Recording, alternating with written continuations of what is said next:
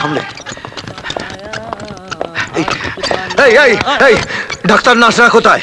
আজকে কাউকে পাওয়া যাবে না, ডাক্তার দাদাদেরও নয়, নার্স दीदीদেরও নয়, বন্ধ है ना। ওরা কোথায়? आप हिंदी नहीं समझते हैं? हम हिंदी समझता है लेकिन बांग्ला ज्यादा समझता है। বাংলা, হিন্দি, ইংরেজি সব ভাষাই বুঝি, আর যে ভাষাটা আমি ছাড়া অন্য কেউ বোঝে না সেটা বুঝিয়ে দিই। বলোরা কোথায়? হিন্নিকে বলে এসেছি আজ আর ফোন টোন করো না, আজ বন্ধ, মোবাইলটাও বন্ধ থাকবে। ভালোই হলো, যদি মাঝে মধ্যে এরকম বন্ধ টন্ধ হয় তাহলে আমরাও একটু মজা করতে পারি, বলো?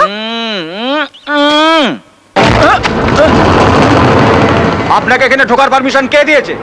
কে আপনি? তুফান বছরে একাধবার আসে, যখন আসে তখন প্রলয় ঘটে, আর যখন যায় তখন ভগবানও তার অস্তিত্ব খুঁজে বেড়ায়।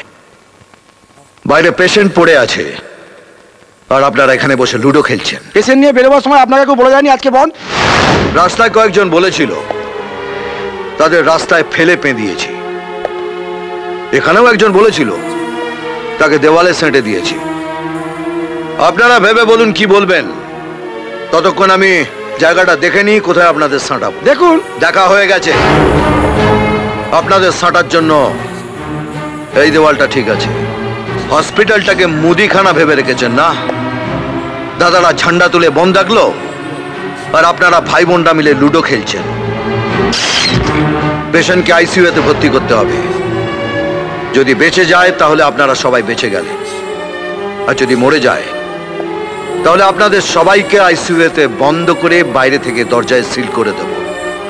আর ততক্ষণ ওখানে থাকবেন যতক্ষণ না কেওড়া তলা থেকে ডাক আসে। এই চলো চলো, পেশেন্টকে এক্ষুনি আইসিইউতে নিয়ে যেতে হবে, চলো। পাবলিকের মার কেওড়া তলা পার।